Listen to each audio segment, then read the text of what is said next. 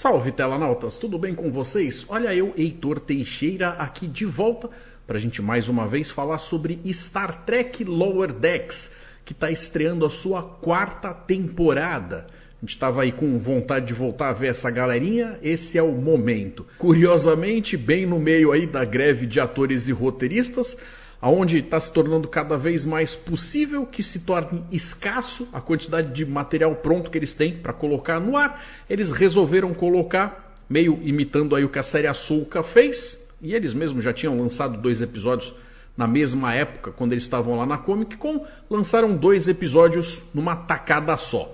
Mas isso foi só para zoar aqui o meu plantão, meu turno na hora de fazer as coisinhas para vocês. Vamos com calma, vou fazer um de cada vez. Então esse aqui é o review do primeiro episódio. Deixem o like de vocês, inscrevam-se no canal e ativem as notificações para não perder os próximos lançamentos. Para quem está chegando agora e nunca ouviu falar, nós aqui temos o Responda 2 Pontos, que é um combinado entre a gente que você que usa na frente do seu texto, na caixa dos comentários, não só quer, como permite que eu use aquilo que você me envia. Seja um comentário, pergunta, crítica, elogio, devaneio, teoria, o que você quiser. Apenas peço que sejam educados.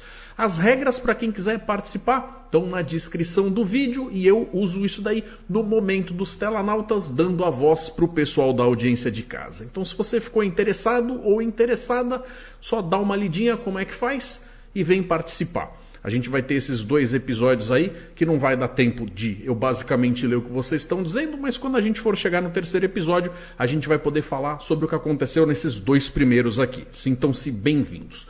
A partir desse ponto aqui, galera, eu vou dar uma destrinchada nos principais pontos do que acontece nessa animação com spoilers, então estejam avisados, tá bom? Não é, a essa altura do campeonato, surpresa para ninguém que essa série é basicamente toda trabalhada no fanservice. E dessa vez a gente vai a bordo, vejam vocês, da USS Voyager. É claro, eles pegam um monte de detalhes que compuseram aquela série ali. Quem assistiu acaba encontrando muito mais motivos para achar graça das coisas aqui nesse episódio. Se você não assistiu, talvez você não entenda bem todas as nuances. De tudo que eles pegam de lá, é claro que eles pegam o episódio Tuvix, que é sim um episódio muito denso, muito sério, que traz um assunto de ética, moral e escolhas difíceis, principalmente para Capitã Janeway, onde eles levam até o final do episódio para dar algum tipo de desfecho para o dilema que eles têm em mãos ali. Dessa vez aqui eles pegam o assunto, que continua sendo tão denso quanto, mas não para tratar com o mesmo grau de carinho, é mais para fazer zoeira mesmo.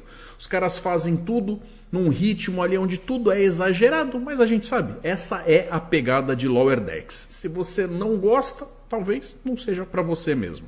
A gente está chegando então, obviamente, na 4ª temporada e um assunto que vai acabar se tornando algo ali que todo mundo vai acabar ficando curioso de um jeito ou de outro, e é bom que seja um episódio que eles estejam brincando justamente com Voyager.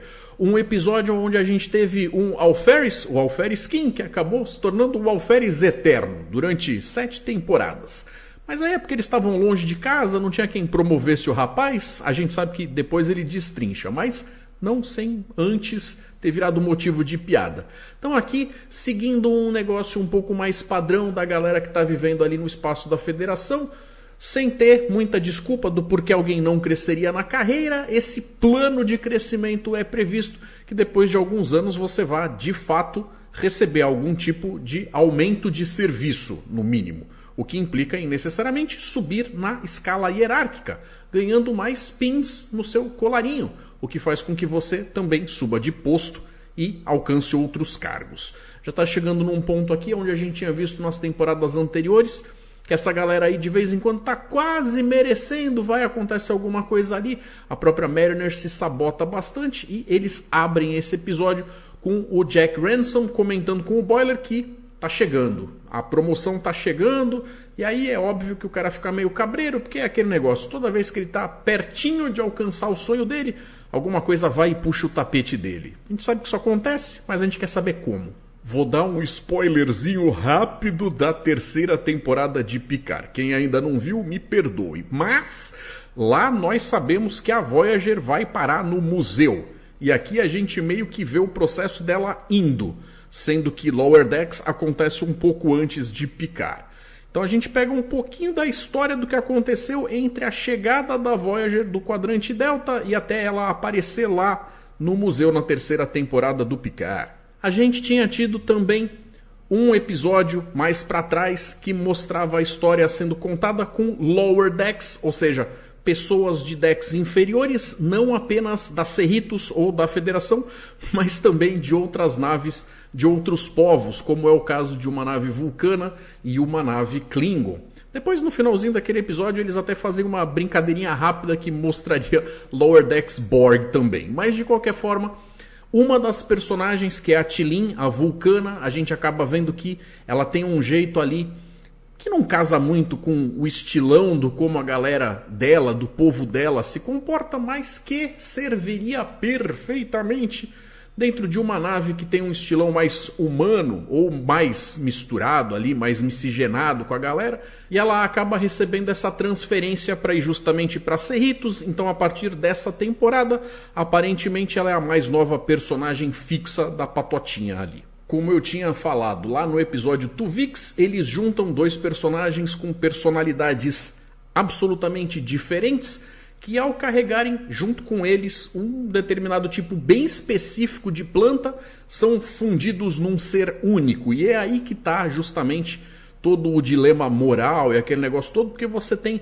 duas pessoas completas criando uma terceira pessoa completa. O que acontece quando você quer voltar a ter as pessoas que você tinha antes? Naquele episódio a gente sabe que até o final a solução que a Janeway tem é meio cruel. Ela acaba fazendo com que a vida de duas pessoas seja considerada como mais importante do que a vida daquele novo indivíduo. E a gente pode encarar, de certa forma, quase como se tivesse sido uma espécie de assassinato ali.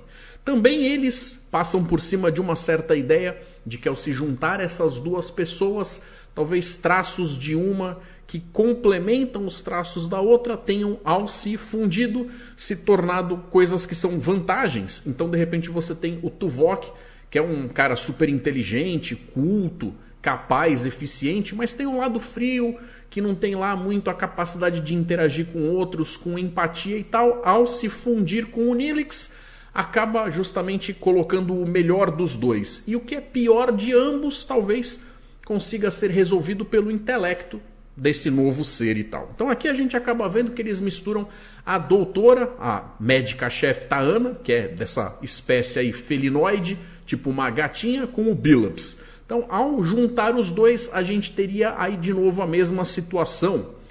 Exatamente igual em termos de problema, como é que você faz para separar esses dois? Mas, se tratando de Lower Decks, a gente sabe que eles não estão preocupados com isso. Porque a resposta do como a coisa vai ser solucionada tem que ser pelo caminho engraçado. E não pelo caminho que faz a gente pensar mais, é claro. Aí então, como desgraça pouca é bobagem, eles também esbarram lá com um macrovírus. Já são dois problemas juntos, fazendo com que quem esteja resolvendo o problema A não esteja apto a resolver o problema B. Então o pessoal já vai se diluindo, vai vendo. Justamente pela conversa que rolou lá no começo com o Handsome a respeito da tal da promoção, o Boimler, que já é um cara distraído por natureza, está particularmente com menos foco, deixando coisas acontecerem que ele não deveria. Aí, num papo com a Mariner, ela ainda solta um lance pra ele que é referente ao episódio crossover que eles acabaram fazendo com Strange New Worlds, quando ela fala, é melhor a gente não comentar com o resto da galera aquela coisa que a gente não deveria falar com os outros a respeito do Pike. Então essa é a ponte de ligação, só para eles reconhecerem aqui que o que rolou lá, rolou mesmo. E aí parece então que desde que a Voyager voltou, o problema que aconteceu com o Tuvix, que foi a mescla das duas personas, acabou se tornando algo tão famoso que tuvixar alguém virou verbo de fato. O negócio passa a fazer parte do catálogo médico, porque aparentemente agora this is a thing. Para piorar a situação um pouquinho mais, o cara responsável, curador aí do museu que está mexendo na Voyager para deixar ela prontinha para exposição, acabou instalando emissores holográficos na nave toda. Isso significa que quando o macrovírus acaba entrando no computador lá, dando uma topada no negócio e desencadeia algumas coisas que trazem algumas das piores personas já criadas, ou se não necessariamente piores, algumas das que geram coisinhas mais chatas de serem resolvidas, que nem o namoradinho lá da Janeway e tal. A Capitã Carol Freeman, quando fica sabendo da situação da mescla das duas pessoas, acaba pensando, bom, quão difícil vai ser resolver isso? Afinal, a Janeway resolveu de alguma forma. Eles têm esse negócio de cada vez que alguém passa por algum tipo de situação muito complicada, eles acabam registrando todo o processo para ajudar, facilitar com que outras pessoas consigam saber meio que o atalho, já que eles sofreram tanto para chegar numa solução. Outros talvez não vá precisar passar exatamente pelas mesmas coisas, então ela parece estar tranquila até que ela descobre que o jeito de resolver o negócio deu em algo parecido com um assassinato mesmo. Ela não fica lá muito feliz, mas ainda assim ela está focada em resolver isso aí. É claro que o bajoriano Shax está preocupado com a T'Ana, já que eles têm lá o caso deles, aquele negócio meio chove não molha, mas um relacionamento que é constante da gente ver, que eles têm carinho um pelo outro, vivem juntos e tal. Ele está obviamente preocupado em não perder a namoradinha dele. Na engenharia, então, o macrovírus que já causou problemas o suficiente acaba esbarrando lá nas alcovas Borg e acaba sendo injetado com nanosondas que começam a borgificar ele. Então a gente vê que basicamente o que eles vão fazer é pegar um episódio onde o assunto tema é Voyager e tentar tirar o máximo de suco de piada que eles puderem dali. Não vão deixar pedra sobre pedra, tudo que tiver pra zoar e apontar o dedo, soltar um hahaha, eles vão fazer inclusive. Mas você fica se perguntando, o problema já não estava grande o suficiente? Aí, meus amiguinhos, se já não fosse tudo muito ruim o suficiente, a criatura mesclada da doutora com o Billups acaba descobrindo por conta própria o que aconteceu com o tal do Tuvix na época da Voyager. E sabendo que ele corre o risco de passar exatamente pela mesma coisa, não está disposto nem um pouco a deixar o seu destino na mão dos outros, então ele traça um plano, é claro. Ele chama o conselheiro da nave e pega ele como refém. Quando a capitã chega, ele acaba empurrando o cara, joga uma das folhinhas daquela planta que faz a coisa se tornar possível, já tinha deixado o computador do teletransporte preparado e funde os dois, porque ele quer ter pelo menos mais um aliado. Não vai parar por aí, mas pelo menos mais um. O assunto da promoção fica ali meio no subplano da historinha, mas a gente vê que quando isso volta à voga, a galera de alguma forma está preocupada com aquilo, com um certo medo de que aquilo mude as mecânicas de interação entre eles. Que por mais que o Boimler, por exemplo, tenha o sonho de crescer na cadeia hierárquica, um dia se tornar capitão, a gente sabe que é inevitável crescer, ele também não quer ferir e abalar a amizade que ele tem com o resto da galera, principalmente com a Mariner. Agora, fala pra mim, é impressão minha ou eles passaram a desenhar o Boimler um pouco mais alto depois que ele apareceu em live action?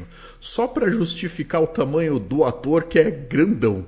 O Tulips, que é a mescla lá, criatura danada, tá numas de começar a misturar todo mundo, porque ele quer fazer um exército. Então no plano dele isso faz todo sentido.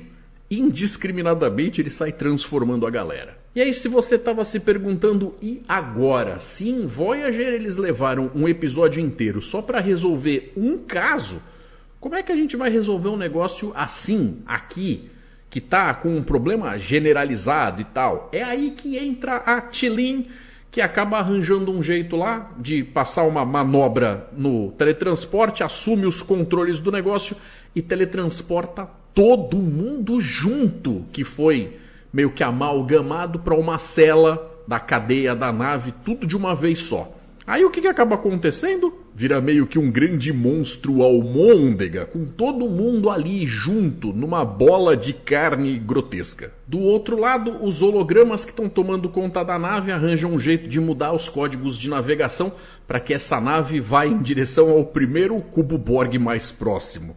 Porque, né, tava tranquilo. O Boimler, que está zanzando desapercebido pela nave, consegue chegar onde eles estão e acaba soltando o Rutherford. Só o Rutherford. Porque por mais que os outros estejam falando me solta, não dá tempo. Então ele acaba fazendo isso como uma decisão. Que é uma boa decisão de comando, diga-se de passagem. Na enfermaria, a T'Lyn e a Tendi estão trabalhando juntas. É óbvio que eles vão arranjar uma resposta muito mais rapidinha para poder resolver as coisas aqui.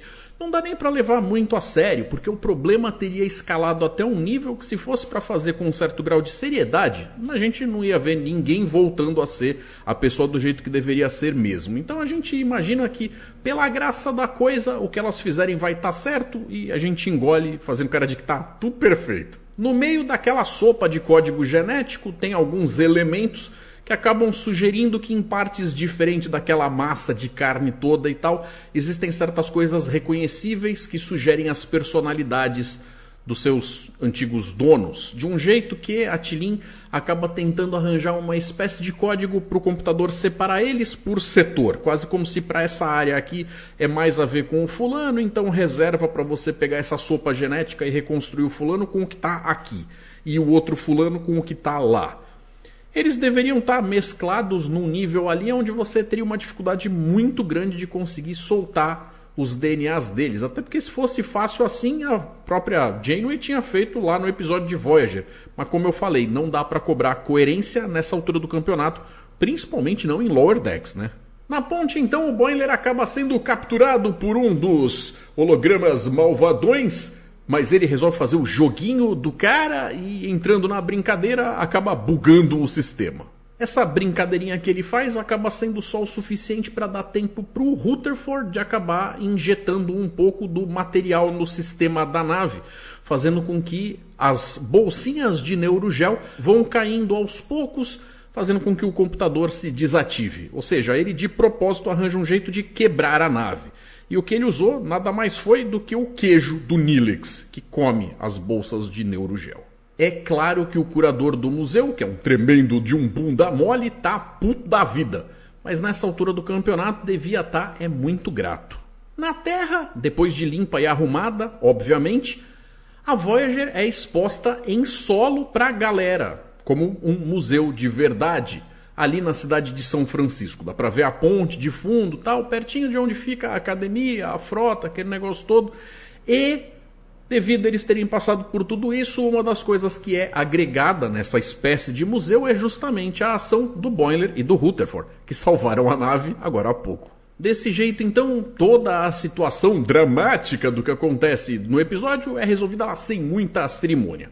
Cerimônia essa que eles deixam mesmo é pra tal da promoção. Lembra que a gente tá falando disso o vídeo todo? Então, chegou a hora. Então eles acabam promovendo o Brad Boimler, que a gente já tava com a noção de que isso estava cantado a bola. É óbvio que ele ia receber o pinzinho dele. Acaba virando um tenente júnior. A T'Lyn, essa vulcana nova, também recebe um tipo de promoção. Mas, se você reparar aqui na gola dela, você vai ver que o estilo de promoção dela não é exatamente o resto da galera.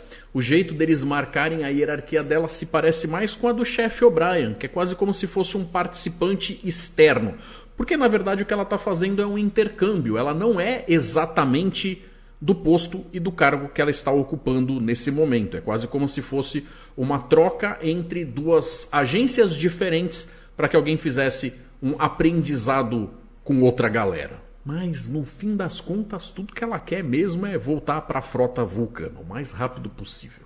A nossa verdinha, Oriana Divana Tendi, também recebe a promoção dela. E é claro, a Beckett Mariner, que fica muito fula da vida, porque ela definitivamente não quer ser promovida.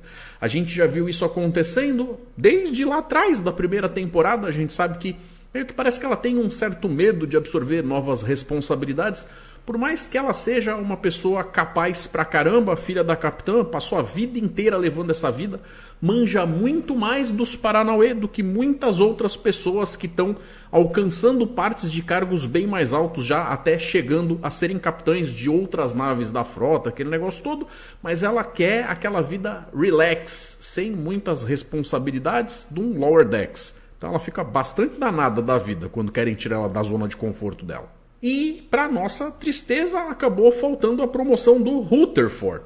Mas, como ele mesmo explica, ele quebrou a Voyager. Tá certo que quebrar a Voyager era a coisa certa a se fazer para resolver o problema ali, naquele momento.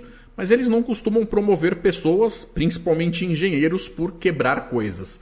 Então ele vai ter que esperar um pouquinho mais. Então, o fato de alguns deles terem sido promovidos muda um pouco a mecânica da interação deles, tanto uns com os outros como com as ordens que vão chegar. Não sei se isso vai se refletir nas historinhas que vão ser contadas de uma forma que, ao assistir, eu olhe e veja, puxa vida, ficou de fato bastante inteligente o que fizeram aqui, ou se vai ter sido só algo que foi comentado nesse episódio, mas não vai mudar nada na prática. Deveria.